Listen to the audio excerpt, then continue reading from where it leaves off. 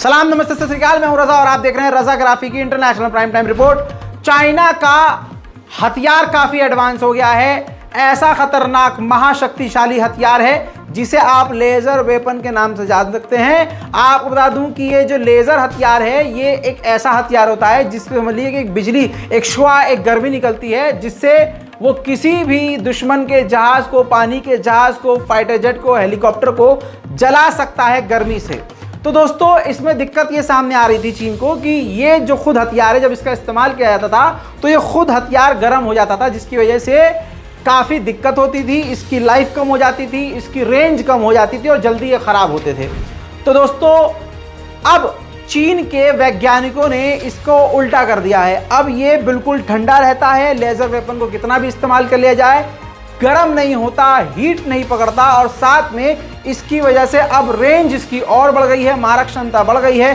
चीन की ताकत काफ़ी ज़्यादा बढ़ चुकी है। लेज़र वेपन में अमेरिका को टक्कर देने की चाहत में अमेरिका को टक्कर देते देते भारत के लिए चीन एक बड़ा खतरा बन चुका है। उधर दोस्तों एक बड़ी खबर बता दूं कि चाइना ने अपने ही एक नागरिक पर कार्रवाई की है जो इटली में रहता था। इटली में रहने वाले चीनी नागरिक से अमेरिका ने संपर्क किया और उसको लॉलीपॉप दिया कि आप हमारे लिए काम कीजिए, चीन की जासूसी कीजिए, हम इसके बदले आपको अमेरिका की नागरिकता देंगे, पैसे देंगे और आपका ख्याल रखेंगे। इस बात की भनक जब चीन को चली तो चीन ने अपने ही नागरिक को गिरफ्तार कर लिया है।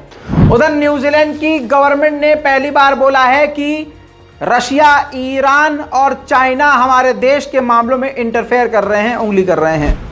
दोस्तों कोलंबो श्रीलंका के पोर्ट पर चीन के खतरनाक युद्धपोत, जासूसी युद्धपोत मौजूद हैं। उस युद्धपोत के अंदर 136 से ज़्यादा क्रू मेंबर हैं। अब उसकी जानकारी एडवांस आपको बता रहा हूं। आप सोच रहे होंगे कि रजा भाई आप तो परसों ही बता चुके थे कि चीन का जासूसी जो युद्धपोत है वो श्रीलंका पहुंचा हुआ है। अब नया क्या बता रहे हैं? अब मैं आपको नया ये बता रहा हूं कि जब भी कोई देश किसी देश के अंदर अपना हथियार भेजता है तो उससे परमिशन लेता है कि भाई साहब आ जाएं अपना युद्धपोत लेके। तो वो जब परमिशन देता है तब जाया जाता है।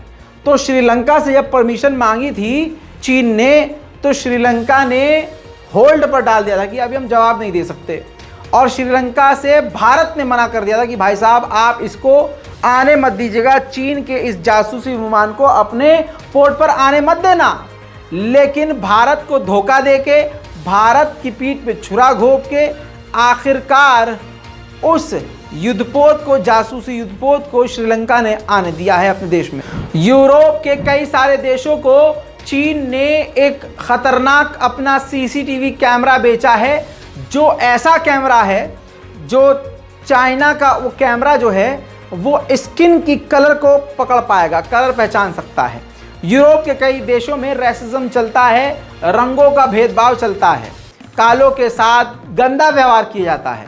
ऐसे में यूरोप के कई देशों को चीन ने एक ऐसा कैमरा बनाकर बेच दिया है जो रंग पकड़ सकता है।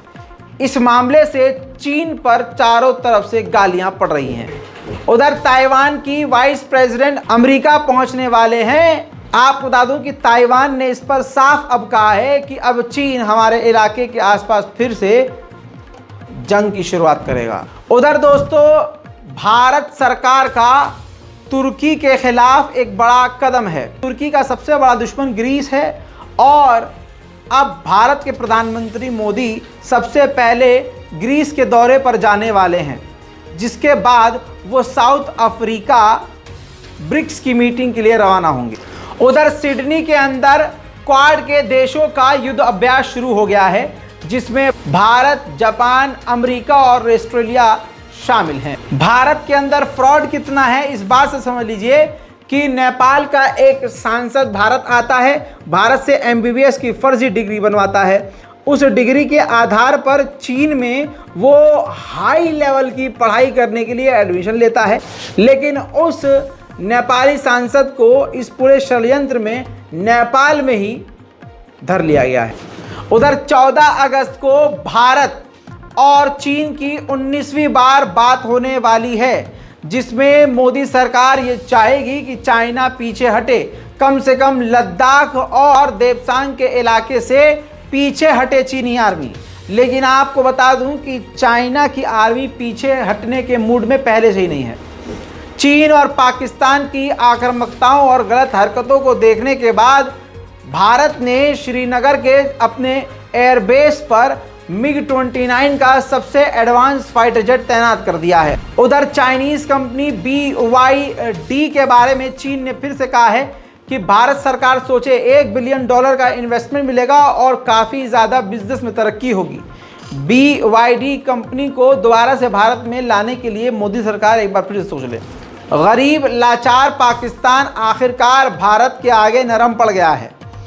भारत से अब गरीब पाकिस्तान मेडिसिन्स लेगा, दवाइयाँ खरीदेगा। दोस्तों, ये ख़ास रिपोर्ट आपकी स्क्रीन पर। पाकिस्तान की सरकार गिर चुकी है।